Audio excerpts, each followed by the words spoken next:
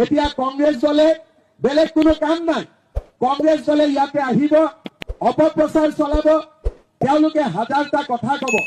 কিন্তু আপোনালোকে চিন্তা কৰক যে কংগ্ৰেছে আজিলৈকে আমাৰ কাৰণে কি কাম কৰিছিলে।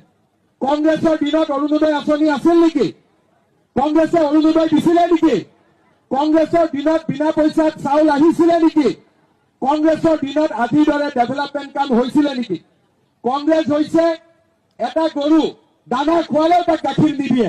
কংগ্ৰেছৰ গৰুটো হল মতা গৰু, ই কেতিয়াও মানুহক গাখীৰ দিব নোৱাৰে। কংগ্ৰেছ দলে কোনো কাৰণতে মানুহৰ ডেভেলপমেণ্ট কৰিব নোৱাৰে। ভোট খাব কিন্তু ভোট দিব, আমাক ডেভেলপমেণ্ট কৰিব নোৱাৰে।